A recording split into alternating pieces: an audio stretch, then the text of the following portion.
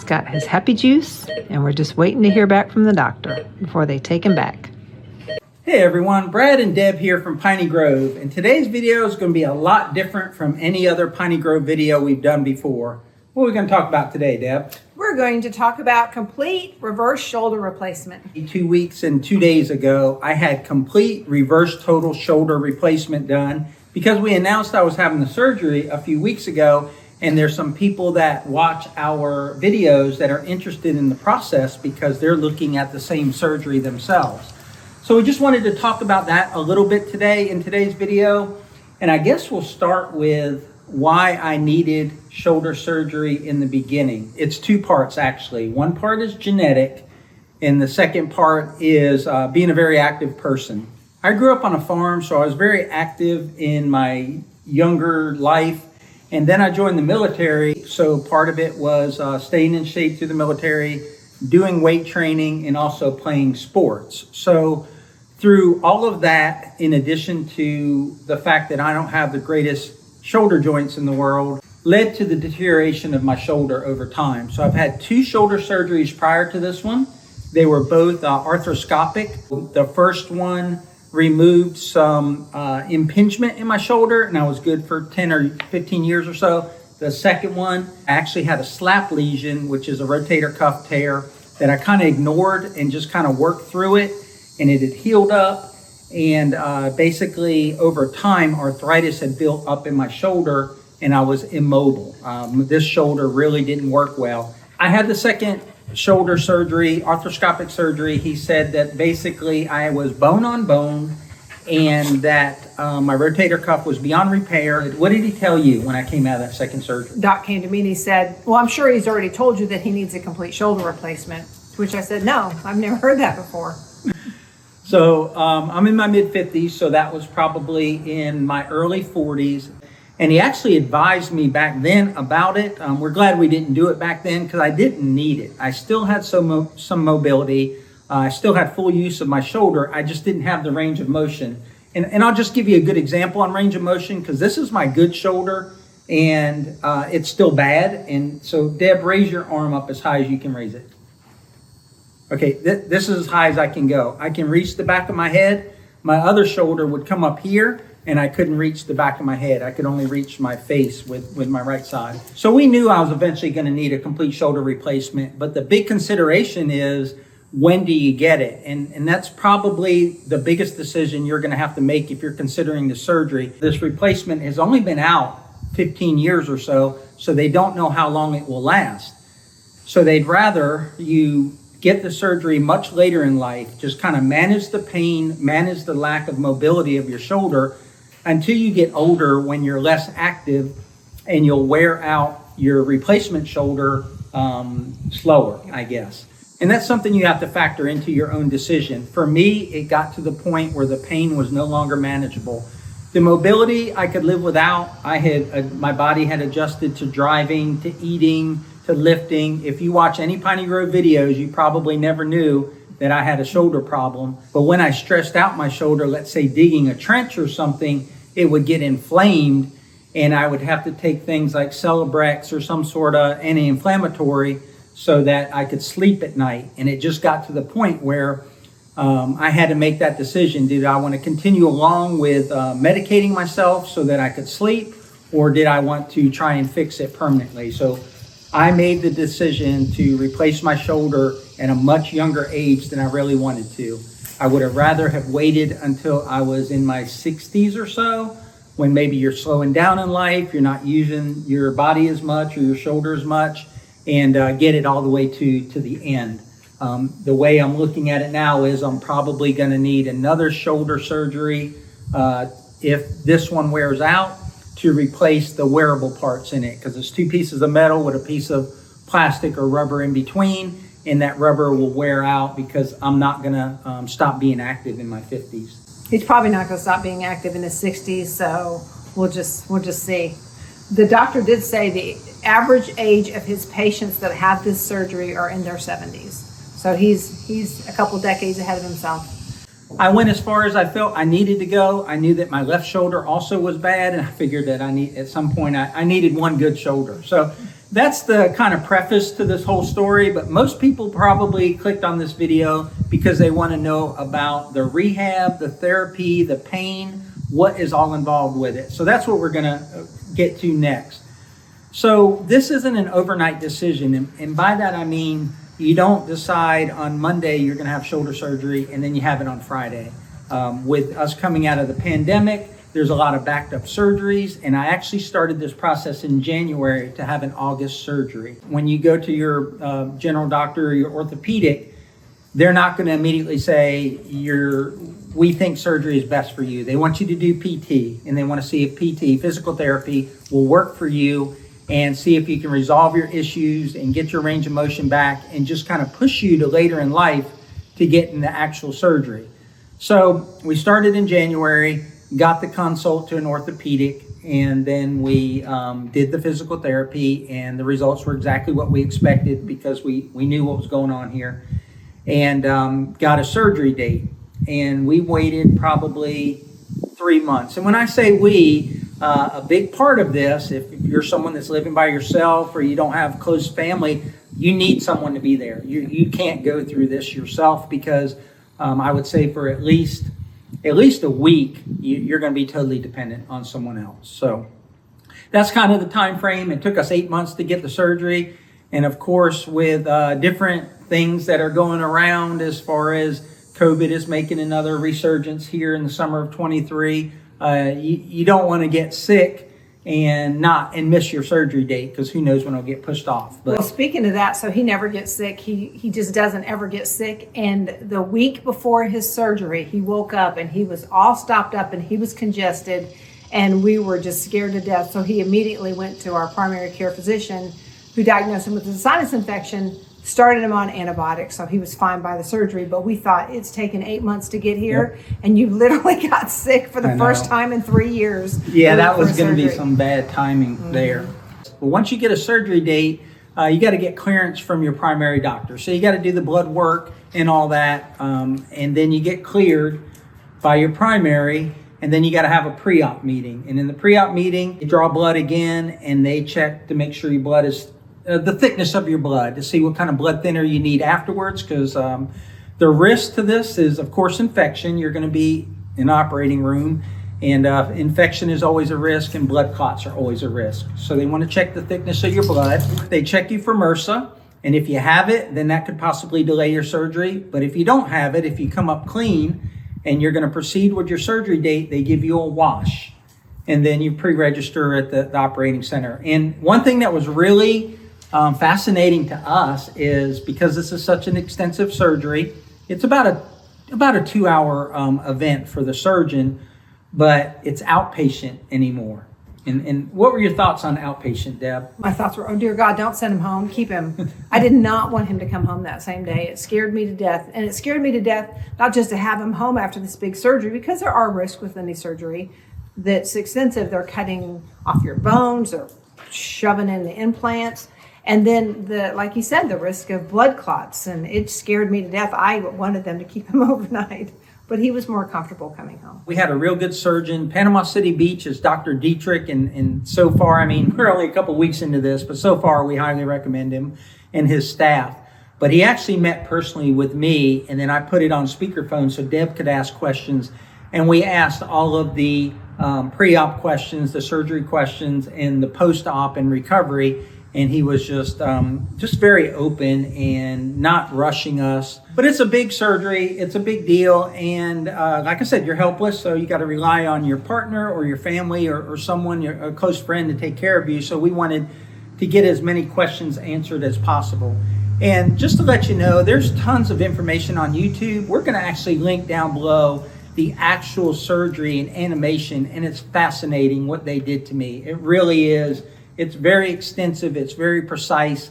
It's very intrusive. It's way more cutting, let's say, than I thought it would be. But it's very interesting video. And also, there's a lot of rehab videos out there. So we're not going to go into like what motions to do for your PT. We're just going to kind of, I guess, alleviate your fears if you're considering the surgery. Any surgery is bad, but it's really not that bad. I think the biggest testament to that is it's 17 days post-surgery You see him on the street, you walk by him, you would not know that he just had major surgery 17 days ago. I mean, he could do more than he's allowed to do, but he's good. He has no pain right now. So we'll walk you through our timeline. And this is the interesting part about surgery, at least in our hospital, is that you don't know your exact surgery time until the night before. So they can tell you 2 weeks before your surgery is Friday at 10 o'clock, but that doesn't mean anything. The only thing that means is that your surgery is most likely that Friday, and the time doesn't matter. You got to arrive at the hospital 2 hours prior to surgery, and then 2 hours prior to that, you have to drink this drink and shower a second time with the anti-MRSA concoction they give you. And then the night before that, the previous night, you can't eat after midnight, and you have to take a MRSA shower and go into clean bed sheets. All clothes had to be clean so that you didn't bring anything from home, from your clean body to the hospital.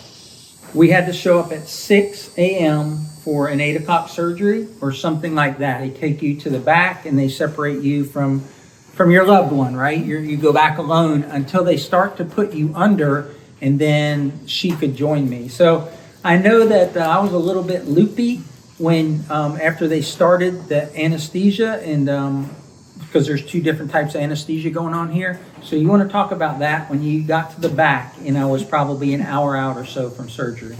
So they, like you said, they took him back, and then I waited. He didn't have any concept of time because we showed up and his surgery was 5 or 6 hours later. They took him back. Was it? Yeah, it was a lot. It was a lot longer. But again, when I saw him again, when they finally came out to get me, they had done a nerve block on him, which they were going through a neck for the shoulder to give a nerve block, and they gave him some of the happy medicine. So he was loopy and repeating himself, and he had no concept of time. Our neighbor had neck surgery 4 days before his shoulder surgery, and she said, "You can't find pain medicine here. A lot of our pharmacies are out of pain medicine." Well, we're getting ready to go into surgery where they're cutting into his bone. So that was a concern of his, so much so that during his loopy time, he kept saying, "I talked to the doctor about pain meds." And then I said, "I know, I have too." And he'd say, "I talked to the doctor about pain meds." And I said, "Me too." But luckily, our doctor was wonderful. He gave us a clue of where we could go. And I made phone calls, and he called in the prescription, and I actually had his prescription before. But I go back there, he's loopy, but he was relaxed, and he wasn't scared, and he wasn't nervous. And that actually gave me a lot of peace, knowing that the medicine that they gave him did alleviate any fears, and he didn't really have a care in the world outside of apparently subconsciously he was worried about his pain meds when it came out. So I've got a high tolerance for pain, and or I think I do anyway. And whenever I've had surgery, and Deb and I have been together for how many years? I don't want to mess it up on camera. 18. Been together 18 years, so we've been through multiple surgeries together. And usually, when you got to go get Bella. Yeah, I'm gonna let him talk. I'm gonna go get my dog. Bella took off to the pond. So Deb talked about the nerve block. So what they do is they go in your neck and they block this whole side of your body, in addition to the general anesthesia that you're going to get. And what they do is they, walk away for a few minutes, and they come back and they go, "Can you feel your arm? Can you feel your hand? Can you pick it up?" And I'm not supposed to pick up my arm by myself, but I literally took the muscles in my arm and picked it up, and I was like, "No, I don't feel any numbness in my hand." And they're like, "Okay." Sometimes, it goes into the muscle, into the nerve, so they had to hit me again with a second nerve block, and that one took. And within a few minutes, you no longer feel your arm, no longer feel your hands, and I was picking this arm up and dropping it on the bed, and it was dead weight, so that's a good sign. But once you get in the operating room, again, you're loopy, but you don't have the general anesthesia. They put the stretcher next to the operating table, and I've been on several operating tables, and for some reason, I'm not an overly big guy, but I'm also not small. The operating table is literally this wide, and I'm, wider than that. And you get on it and you feel like you're going to fall off it. And a bunch of people are strapping me down, and then they put the mask over and they say, "Take a few deep breaths." And then I don't remember anything until I came to in recovery. So what did the recovery nurses say to you the first time? Well, I actually talked to the doctor first because the hospital has an automated system. When they actually start the procedure, they send a message and you get a text message that says the procedure has begun. Okay, so they told me an hour and a half is what they told me. So I literally look at my watch, it's 11:15. Okay, an hour and a half. So I made a few phone calls, tried to pass the time. At 12:42, the doctor himself called me and said, he's good, they're closing him up. I'm getting emotional. Really? I didn't get emotional during the surgery. Why am I getting emotional? I don't know. You make me emotional, and let's not do that. Oh, goodness. So I made it. I obviously made it. Hey, Deb, this just in. I made it. I don't even know. I get, your adrenaline's going, right? So, I mean, I knew he was going to be okay, but the surgeon called me himself and said they're stitching him up. He's good. It went great. He said he had very large arthritis. He didn't use the term balls, but for some reason I envisioned balls. Call them spurs, I think. But Maybe. he didn't, I don't know, but he said they were huge. He said they had to chisel all those out. He said because he's not a little guy and, you know, usually they do this on older patients. He said his arm was locked in, which we knew. This is why we're having the surgery. So his arm's locked in. He's not mobile. He's not a little guy. He said we had to get those bone spurs out. He said it was literally like wrestling a gorilla trying to get these implants in his arm. He said, but it went really good. I'm really pleased with how everything looks and how everything turned out. He said, but they'll be calling you pretty soon to take him home. So I was horrified, but so then I'm waiting. He said probably 30 minutes. I get a call from the nurse and I get a call and she said, he's still not coming out of anesthesia that fast. I said, okay. Time goes by, another 30 minutes. Hey, just letting you know that he's still not coming out of anesthesia. And they weren't scared. He just was slow to come out of anesthesia enough where they were comfortable sending him home. They said, we're taking him to x-ray the implant. He does not remember that. And I didn't remember that at all. And this was like an hour after his surgery when they thought he'd already be out of anesthesia. They took him in for x-rays and he has no clue they took him in for x-rays. So he didn't come out of anesthesia quick. And part of me, like I said, I was scared to bring him home. I didn't want him in the car. I was terrified of driving home with him. I was terrified of worrying about him. I knew if he stayed in the hospital, they would worry. I could worry about him, but he would be right there for help. And then at 3:20, and in the meantime, when he was good, I went and picked up his meds. I had everything taken care of. And at 3:15 or so, they said, okay, we're bringing him down. Bring the car around. And I thought, okay. So I bring the car around. They wheel him out. He doesn't have any color to his face. He's gray. His lips are not very colorful. And I said, oh, he doesn't look good. I said, he's very, very pale. I said, he's gray. And they said, yeah, anesthesia will do that. I would put the man in my car.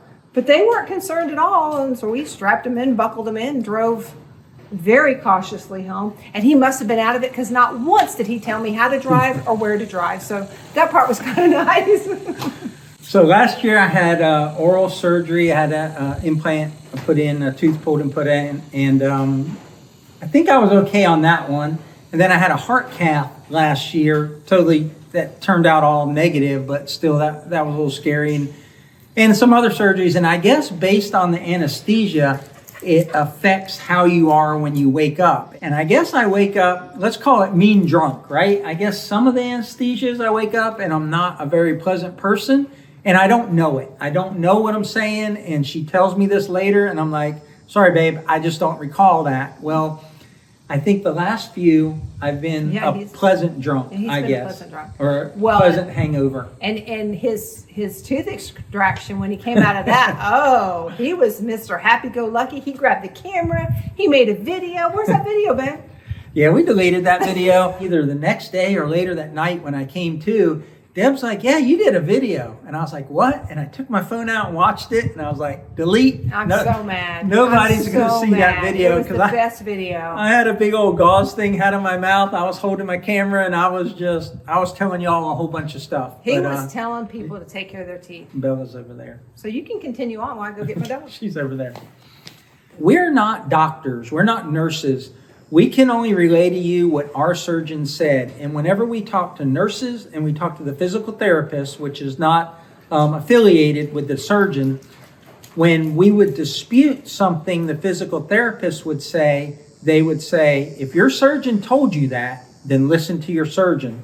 And we say that because I left the hospital in a full sling, completely, immobilized as much as you can be by a sling, no feeling in my arm, obviously swollen from the surgery, and couldn't feel my fingers. Like Deb said, she wanted us to be more of an outpatient. The surgeon said, if you don't feel comfortable and you want to stay overnight in the hospital, then just make that known. And I can tell you that the girls that I woke up with, they never offered me that, and I didn't have enough wits to even think about considering that. But our surgeon said, if you want to stay overnight, you can.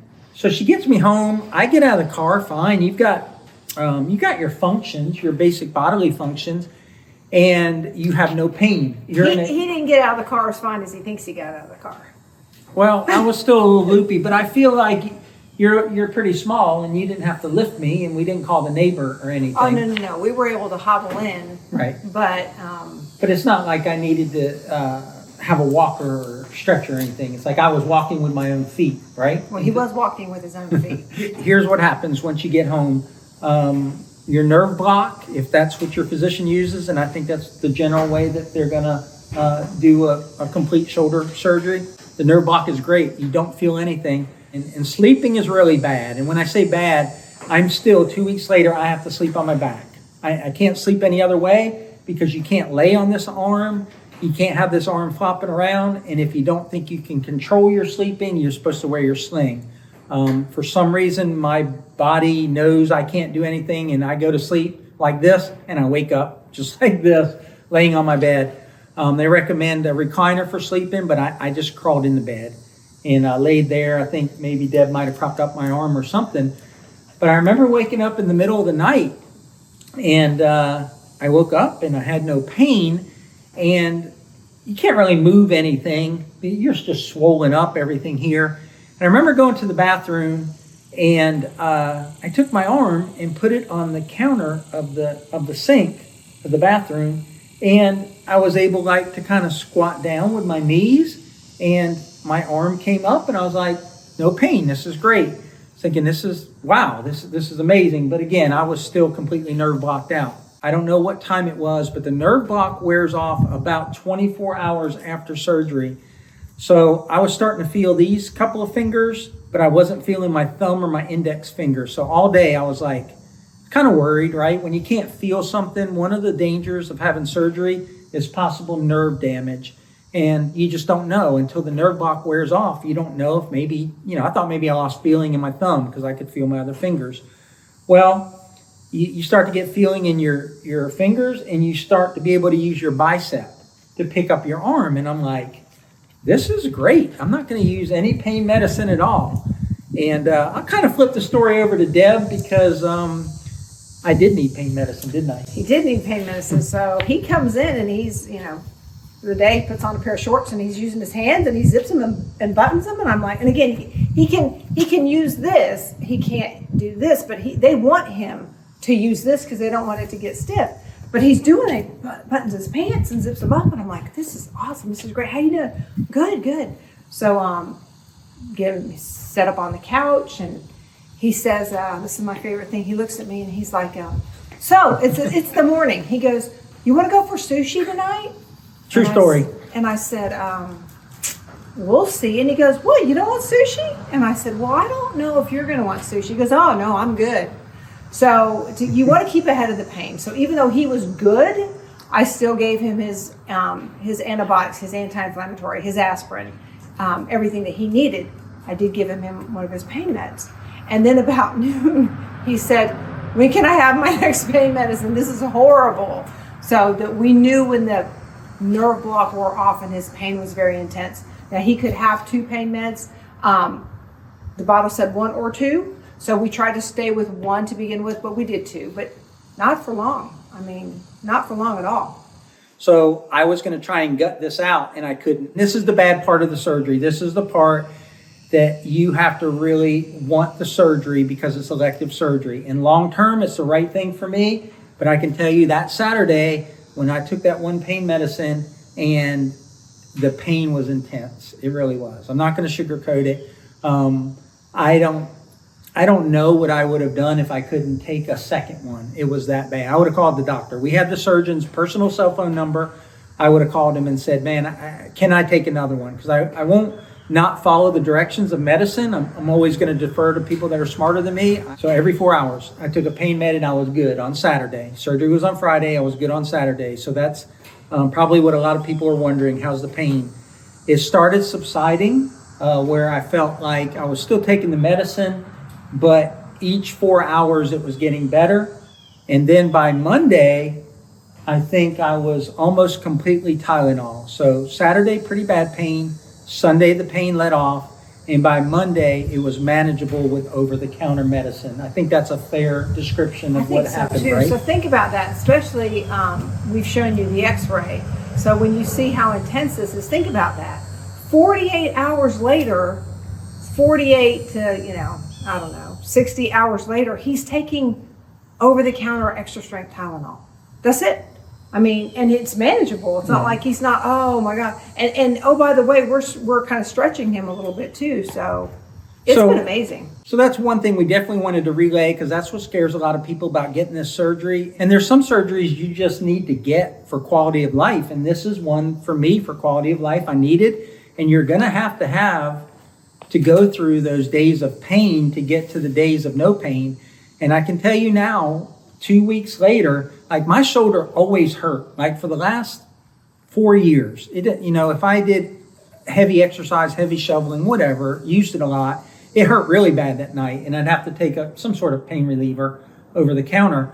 But even when I didn't exert myself or go to the gym, my shoulder hurt. Like every day it hurt. If the scale pain is 1 to 10, my shoulder hurt at a 3 every day. My shoulder doesn't hurt now at all. 100%. I can't do a lot of things, but the static pain of that arthritis and that swelling in my shoulder, that's gone. I have a piece of metal on the top of my humerus, the bone that goes up into your shoulder is called your humerus. They cut the end of that off and put a piece of metal there that holds this concave piece of plastic, let's call it. And then to my torso, they screw in like a half of a golf ball, a roundish, I think it's titanium, but it's some sort of hard metal. And now it's metal against this soft rubber, and there's no pain. That's where the inflammation and the swelling was constantly. And everybody's body is different, right? We all have different levels or thresholds of pain.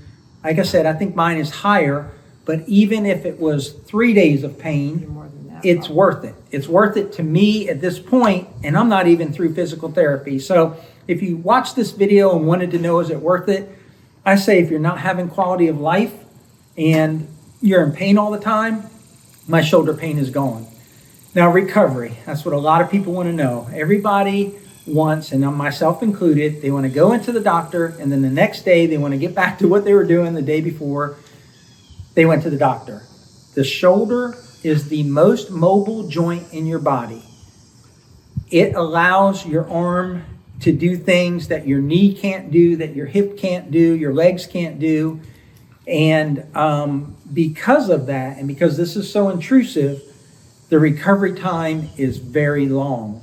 I literally feel like I can take this right arm and pick up Deb like I used to a few weeks ago, but you can't. They say the shoulder tricks you, and that you have to go through the therapy, through the healing process and the physical therapy, which is weeks and weeks.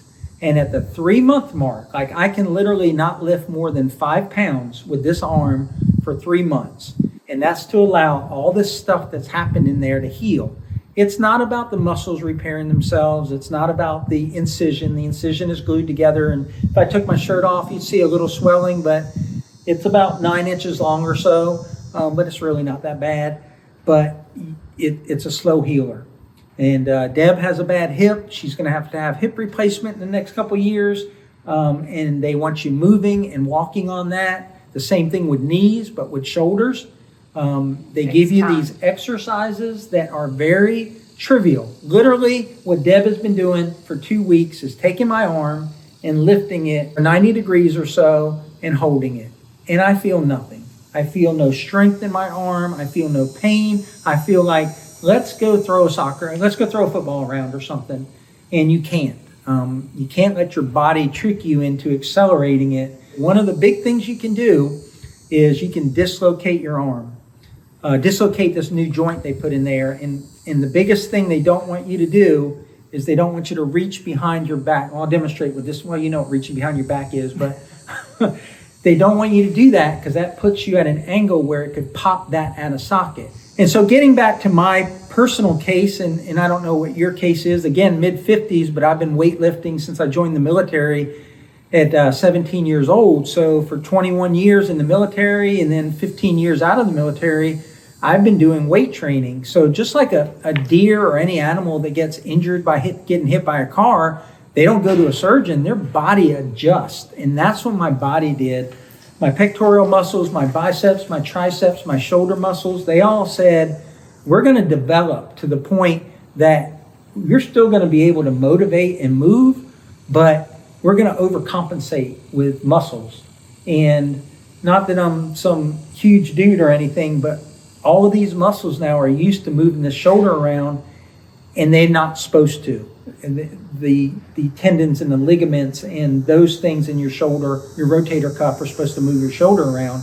Well, now I got to retrain my body. So depending on where you are in your state of fitness and your age, will depend on how hard your PT is. And my PT is going to be hard.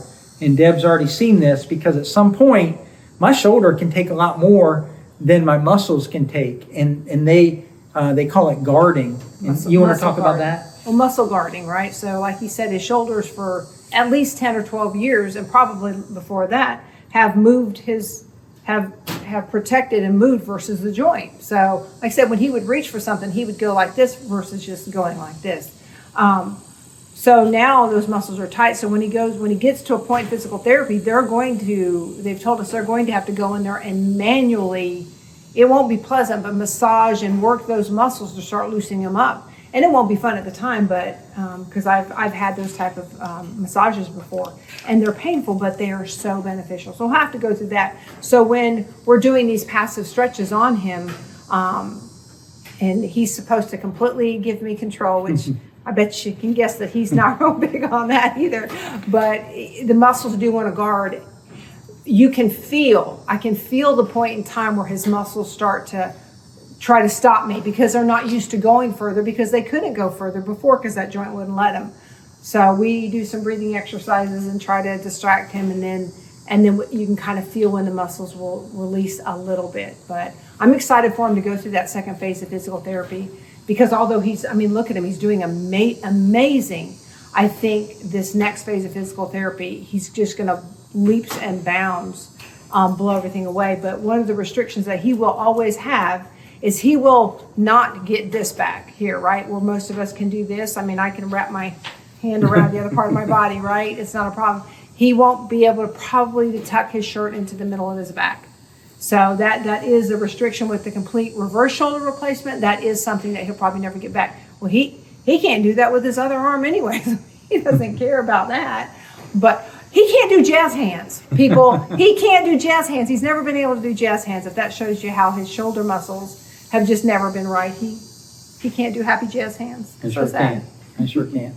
One thing I want to get across again and reiterate is my surgeon said, out of the sling as soon as you're comfortable. And so that Saturday night, the day after surgery, I was out of my sling. I mean, literally the next day I was out of my sling because, well, one, I couldn't feel my arm, so I had no pain. But here's one thing I did have. With all that swelling, and I noticed this when I was working out, if I worked out and had a real good, let's call it a pump or whatever you want to call it, that night I would have tingling sensations in my hand. And what it is that from the swelling up here, it restricts your veins and arteries and your blood flow. So it's no big deal, but that's just like before we got married, we tiled her house, and putting down the ceramic tile, I didn't feel my hands for a couple of weeks just from things that were swelling. I got a little bit of carpal tunnel syndrome. Anyway, Sunday, the 2 days after surgery, I the nerve blockage wore off, I could feel my hands, but then I started to get the tingly sensation like my hands were going numb again. And what I had done was all day, Saturday and Sunday, I'd walked around the house or actually was on the computer, whatever, and my hand and everything was lower than my heart and it wasn't supported, and all the blood had rushed to the swelling and made it worse. So we called the doctor, had his personal cell phone number. We called the surgeon, and he called us right back on a Sunday night. And he goes, we told him all the symptoms. And basically he's like, lay down and get this, above your torso. So that's what I did. I laid down, I iced it, I got the swelling. Oh, I forgot that. A big thing is icing. We have gone through, had this little bag. Imagine that hangover drunk bag where the drunk's got like an ice thing on his head or something. That is my favorite ice pack. It literally is a blue bag with a little screw on top, and you shove it full of ice. It's better than all these expensive packs you can buy. Probably, if we can find it on Amazon, we'll put a link below. If you're considering this surgery, any surgery, because we use it for his knee surgery. That ice pack is great. But I started icing down. Between icing and laying down and elevating, it helped the swelling. I got all the feeling back. So that's something I wanted to relay. And there's two types of shoulder surgeries. There's anatomic, where your rotator cuff is intact. They put everything back the way it was. It's metal, but it's the end of your humerus stays round and the socket stays on this side. That's anatomic. And that's complete immobilization. If you do an anatomic shoulder replacement, you're immobilized. You're not in a cast, but you're slinged up for weeks, maybe months. Reverse shoulder, you're no longer using your rotator cuff. He went in there. My bicep tendons were frayed. I think he called them, they weren't quite severed, but they were in bad shape. My rotator cuff was basically gone. Tissue thin is what he put in his post-op report, and he couldn't surgically repair it. So when you don't have a rotator cuff, you do what's called the reverse shoulder. I watched a lot of YouTube videos of people in recovery, and they're like 2 or 3 weeks later, they're sitting there talking to you in a sling. My doc said, if you're comfortable without a sling, I want you moving that. Not lifting stuff, but I want you moving that. So hopefully, if you decide to do this, you have a good surgeon like me, and he's willing to communicate directly with you instead of through his PAs. We had in-house PT for 2 weeks. And that was all part of the surgery. And then we have outpatient PT for the next 5 to 10 weeks. And the PT is essential because if you stay in the sling and you don't do it on your own, right? They only came Monday, Wednesday, Friday, and they stretched me out 1 time. Well, you're supposed to stretch out 3 times.